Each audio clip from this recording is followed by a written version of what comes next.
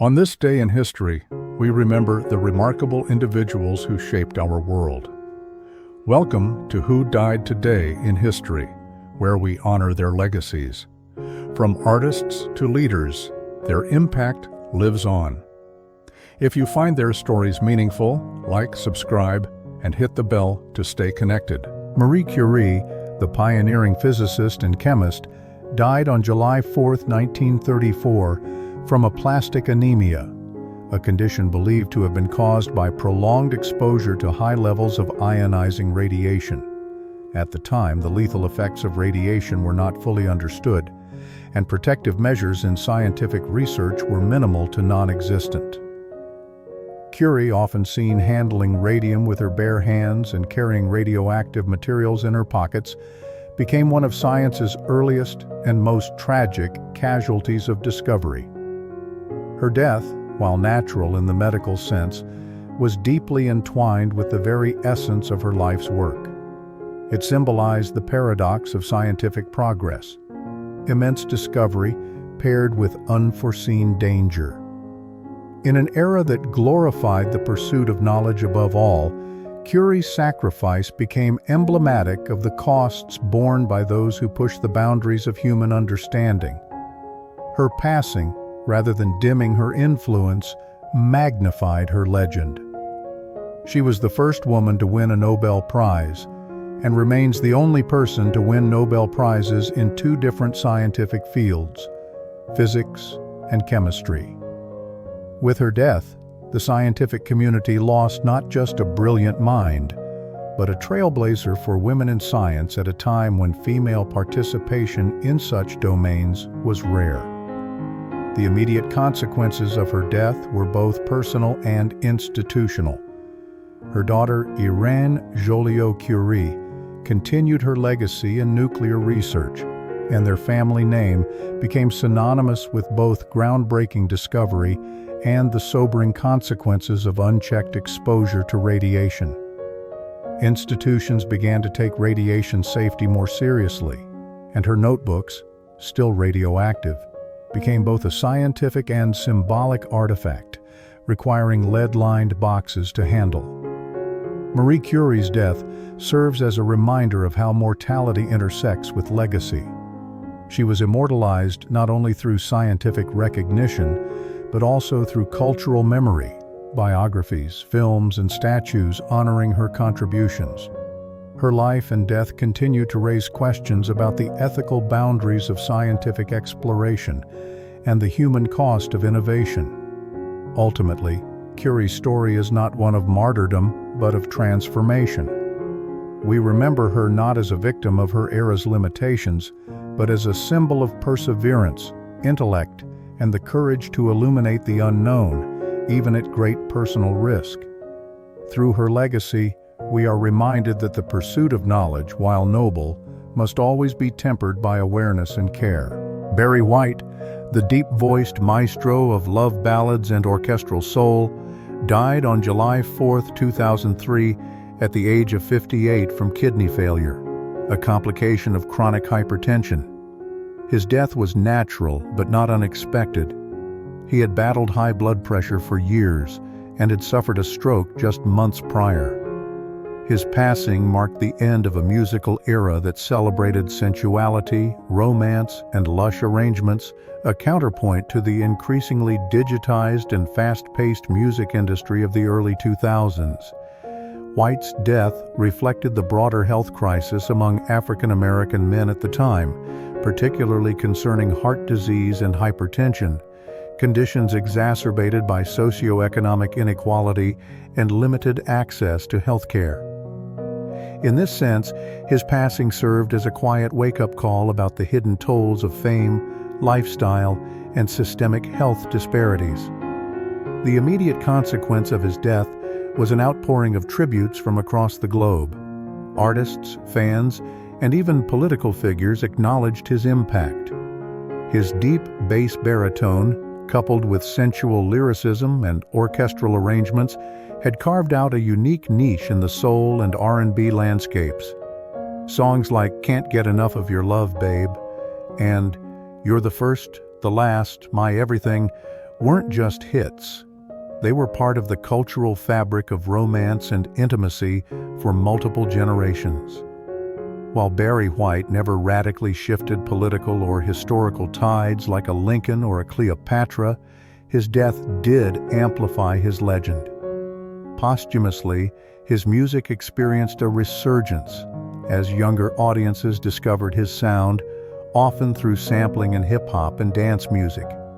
His image, tuxedo-clad, microphone in hand, radiating charisma, has since become an enduring icon of soul sophistication and emotional expression.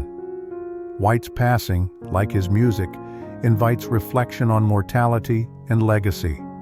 In an age often defined by fleeting trends, his commitment to timeless themes, love, connection, and vulnerability, cemented his place in cultural memory. We commemorate him through continued airplay, tributes in film and television, and in the ways lovers still turn to his songs for atmosphere and emotion. In the end, Barry White's death reminds us that power need not always be political or violent. It can reside in the human voice, in the ability to move hearts, and in the lasting echo of a song well sung. John Adams, the second President of the United States and a principal architect of American independence, died on July 4, 1826, at the age of 90, an extraordinary age for his time. His death was natural, the result of heart failure and old age. Yet the timing was remarkable and symbolic. He died on the 50th anniversary of the Declaration of Independence, the very document he had helped shape, and mere hours after his close friend and political rival, Thomas Jefferson, also passed away. Adams's death highlighted the ideological and generational transformation of the early 19th century. The revolutionary generation, which had fought for independence and laid the foundations of a republic, was passing away just as America began to grapple with industrialization, westward expansion, and increasing sectional tensions. His death symbolized the fading of the Enlightenment ideals that had inspired the Founding Fathers and marked a transition to a new, more divided national discourse. The immediate impact of Adams's death, especially coinciding with Jefferson's, was profound. Newspapers across the young nation mourned the dual loss as an almost divine sign of the founders' enduring legacy. Their deaths provided a rare moment of national unity and reverence. The coincidence reinforced a kind of mythic quality around both men, casting them as figures not just of history, but of destiny. Adams's legacy was complex during his life. He was often criticized for the Alien and Sedition Acts and for his perceived aristocratic leanings, but his death helped recast him in a more heroic light. He became celebrated not just as a president, but as a fearless advocate of independence and a voice of principle and law. His final words, famously recorded as "Thomas Jefferson survives," were poignant, if ironic, given that Jefferson had died hours earlier. This simple sentence captured a man whose mind remained tied to the republic he helped build until his last breath. Today, John Adams is commemorated through biographies, monuments, and even a celebrated HBO miniseries. His legacy endures in the Constitution, in the peaceful transfer of presidential power he helped institutionalize, and in the value he placed on education and civic responsibility. His death reminds us that the architects of nations are mortal, but their ideals, when rooted in principle and vision, can transcend time. Thomas Jefferson, the principal author of the Declaration of Independence and the third President of the United States, died on July 4, 1826, at the age of 83. His passing from natural causes, primarily complications from uremia and severe gastrointestinal illness, was expected due to his declining health. Yet the date of his death was uncanny. It marked exactly 50 years since the adoption of the Declaration of Independence. Even more astonishingly, Jefferson died just hours before his fellow revolutionary and one-time political rival John Adams. Jefferson's death came at a time when the revolutionary generation was giving way to a new era in American politics.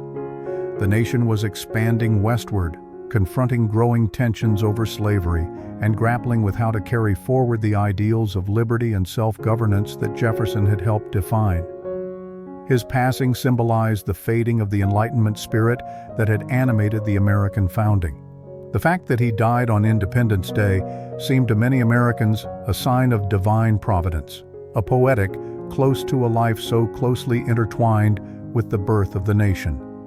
The immediate reaction to Jefferson's death was one of deep national mourning.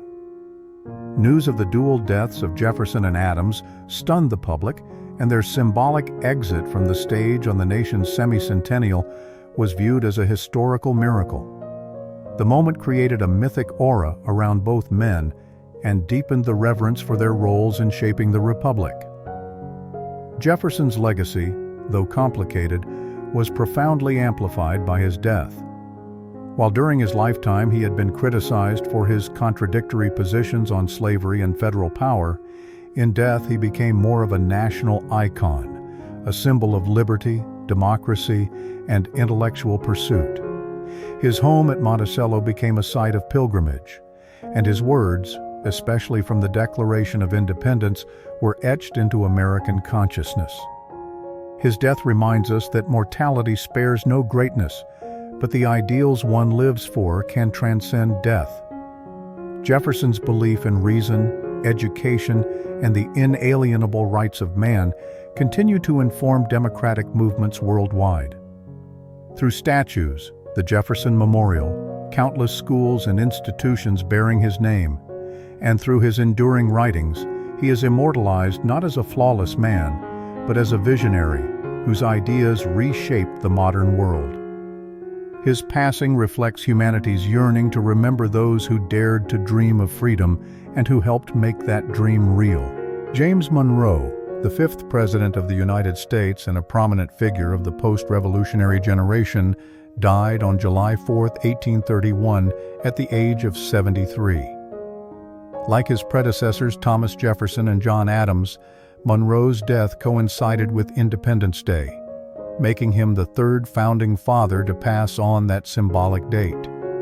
His death from heart failure and tuberculosis in New York City marked the end of an era, as he was the last president who had fought in the Revolutionary War and one of the final living links to the nation's founding. The circumstances of Monroe's death reflected the political and social shifts of his time. The so-called era of good feelings associated with Monroe's presidency had faded, giving way to increasing sectionalism and the early rumblings of civil conflict. His passing came during a time when the young republic was wrestling with its identity, expanding westward, debating the role of slavery, and defining the limits of federal power. Though Monroe had enjoyed widespread popularity during his time in office, especially for the Monroe Doctrine, which asserted American opposition to European colonialism in the Western Hemisphere, his later years were marked by financial hardship. He died nearly penniless, having sold much of his property to pay off debts. This decline in personal fortune, despite a life of public service, underscored the sacrifices many early leaders made and reflected the limited economic support available to public figures after leaving office. The immediate reaction to Monroe's death was somber but somewhat muted compared to the public awe that followed the simultaneous deaths of Jefferson and Adams 5 years earlier. Still, his passing on July 4th struck a poetic chord with many Americans, reinforcing the spiritual bond between the nation's founding ideals and the mortality of its architects. Monroe's legacy was gradually reappraised in the years after his death. His bold foreign policy stance and efforts to preserve national unity were later recognized as foundational to America's emerging role on the world stage. Today, he is remembered through numerous schools, towns, and counties bearing his name, as well as through historical scholarship and presidential rankings that highlight his steady leadership during a time of national consolidation. Monroe's death reminds us that mortality is a constant, even for those who shape history. Yet through memory, commemoration, and the ideals they leave behind, such figures live on, etched into the evolving story of the nations they helped build. Brenda Joyce, best remembered for portraying Jane in several Tarzan films of the 1940s, passed away on July 4, 2009, from pneumonia at the age of 92. Her death, while natural and occurring in relative quiet, marked the end of a chapter in classic Hollywood's golden age, a time when studio contracts, glamorous roles, and rigid expectations shaped the careers of women in film. Joyce's departure from acting in the late 1940s, despite her popularity, was emblematic of the personal conflicts many actresses of the era faced.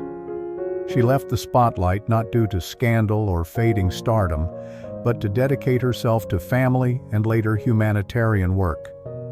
Her post-Hollywood life included working with immigrant communities in California, offering a stark contrast to the jungle-set fantasies that once defined her career.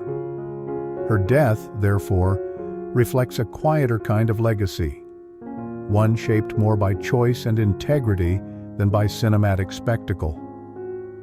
Unlike figures whose deaths sparked immediate cultural shifts or global mourning, Joyce's passing was more reflective, a moment for classic film enthusiasts to look back on the era she helped define. While she may not have shifted the trajectory of film history, her portrayal of Jane, gentle, brave, and intelligent, resonated with wartime and post-war audiences, especially women who were reimagining their roles during and after World War II. Her performances stood in contrast to the often passive female archetypes of the time, suggesting a quiet evolution in how women could be portrayed on screen. Brenda Joyce's death did not ignite shockwaves, but instead prompted retrospectives that honored her contribution to a beloved film franchise and her admirable life beyond Hollywood. It highlighted how certain figures become part of the cultural fabric, not through dramatic exits, but through enduring, if understated, impact.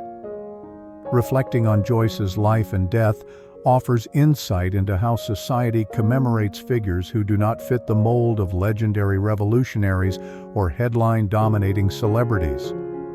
Instead, she is remembered through film archives, fan tributes, and classic cinema retrospectives.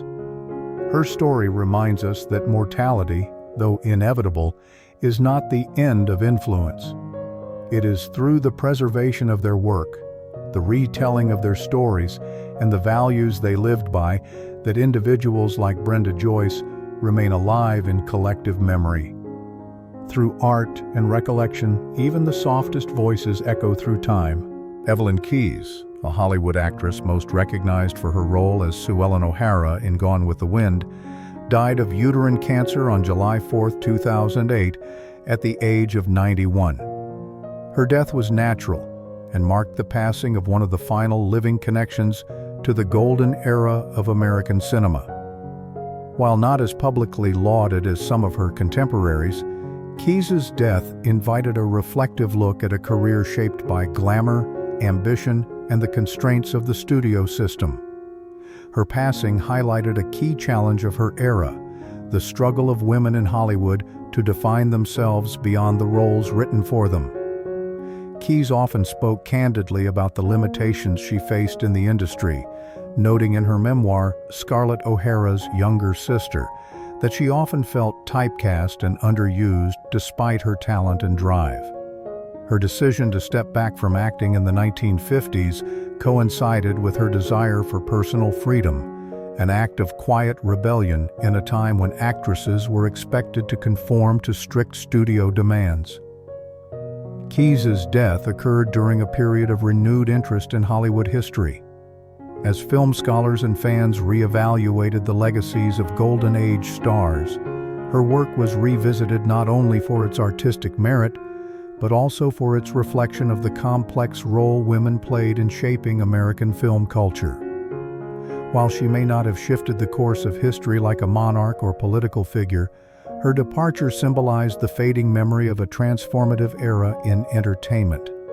The immediate aftermath of her passing saw tributes from film historians and classic cinema circles. Obituaries noted her associations with figures like Cecil B. DeMille and her marriages to prominent men, including director John Huston. Yet her own voice, honest, witty, and fiercely independent, began to take center stage in retrospectives, offering a fuller picture of a woman who navigated fame on her own terms. Evelyn Keys' death underscores the power of memory in defining legacy. Her story reflects how fame can fade but not disappear, and how the quiet endurance of artists can inspire long after the spotlight dims. We immortalize such figures through the films they left behind, the books they wrote, and the evolving conversations they spark about gender, creativity, and agency in a changing world. In doing so, we preserve not just their image, but their essence. Abbas Kiarostami, the internationally acclaimed Iranian filmmaker, died on July 4, 2016 at the age of 76. His death was the result of complications from gastrointestinal cancer treatment. Initially diagnosed in Iran, Kiarostami traveled to France for medical care, but his condition deteriorated, sparking controversy in his homeland over the adequacy of his earlier treatment. His passing was not just a loss to cinema. It stirred reflection on broader themes: the fragility of life, the politics of healthcare, and the enduring power of artistic expression. Kiarostami's death reflected the cultural and political complexity of his era. Operating under Iran's strict censorship laws, he became a master of subtlety, using minimalist techniques and poetic realism to bypass ideological restrictions. His films, Taste of Cherry, Close Up, and Where is the Friend's House, explored existential questions, often blurring the line between fiction and reality. That he died quietly and far from home was fitting for an artist whose work often focused on displacement, identity, and the quiet struggle of the individual within larger systems. The immediate aftermath of his death was marked by global mourning in the arts community. Filmmakers from around the world, including Martin Scorsese and Jean-Luc Godard, praised his visionary storytelling. In Iran, his passing triggered debate not only about the state of healthcare, but also about how the regime treats its greatest artists, many of whom, like Kiarostami, had to walk a delicate line between creative expression and political restriction. Kiarostami's death amplified his legend. It reminded the world of cinema's power as a form of resistance and introspection. His minimalist style, which often left narratives open-ended, mirrored the ambiguity of life and death itself. Just as his characters often drove into the unknown, like the protagonist of Taste of Cherry, seeking someone to bury him after suicide, his final journey seemed incomplete, yet profoundly reflective. In the years since, Kiarostami has been immortalized through retrospectives, critical essays, and continued influence on global filmmakers. His legacy reminds us that death, while inevitable, does not silence those who transform their time on Earth into timeless art. In commemorating figures like Kiarostami, we affirm that storytelling is one of humanity's most enduring forms of remembrance, a way to confront mortality while celebrating the eternal. June Haver, a beloved actress of the 1940s and early 1950s, passed away from respiratory failure on July 4, 2005, at the age of 79. Her death, though peaceful and natural, marked the quiet end of a career that once shimmered with Hollywood stardom. Unlike the tragic or scandalous deaths that often amplify legends, Haver's passing offered a reflective look at a woman who gracefully stepped away from fame to follow a deeply personal calling.